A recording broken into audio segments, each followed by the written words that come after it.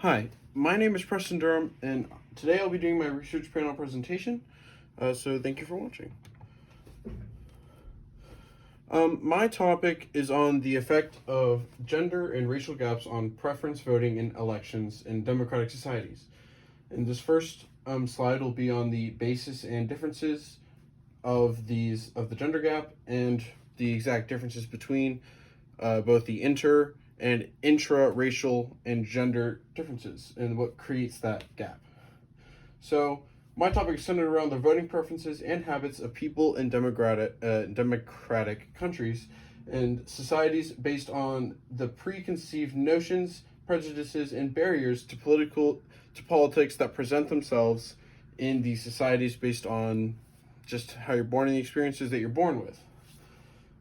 This is based in a more general grouping of sex and race because even though people are very different and, a black woman is going to have different experiences from other black women, when you generalize the groups, it becomes easier to research data related to them. So all the data that was researched is generalized and not specific to each person.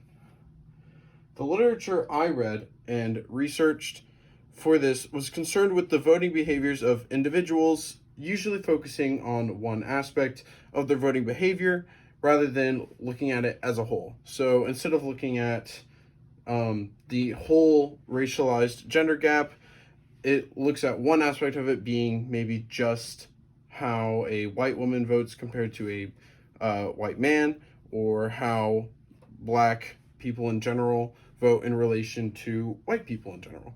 So, but then when you combine all these literature that I read together, if you get a clearer picture on the entire area of research.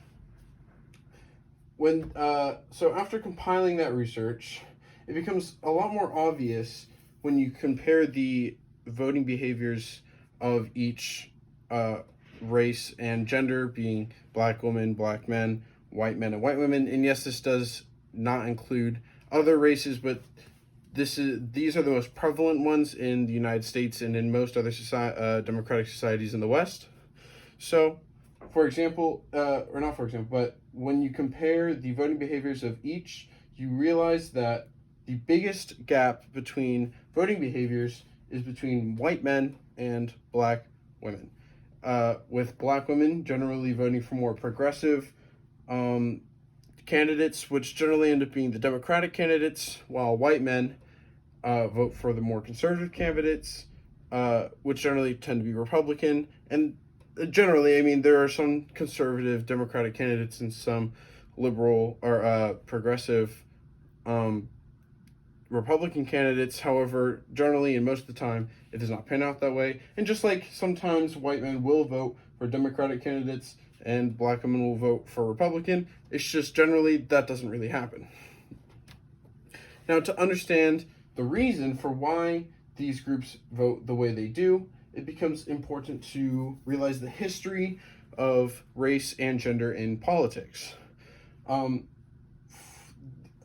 is known by a lot of people throughout history in the United States and just all over the world, women and people of a non-white race is generally been harder for them to be politically active due to certain barriers that have been put up by the people who are in charge of the country.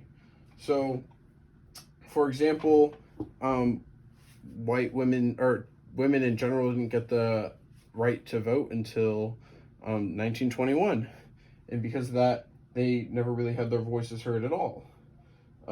So that you can understand how these barriers can affect the way women and people of color may perceive politics differently from a white man who's had the ability to be politically active for a much longer time, and the way that politics affects them is different from how they affect women and people of color. So, the reason why the biggest gap is between black women and white men, for example, is because while white women have to deal with the gender barrier that is presented, has been presented historically, which leads to more progressive thinkers in white women than in white men, there are still white women that vote for more conservative candidates as well. So generally, white women are split down the middle, whether they vote for a more progressive or more conservative candidate.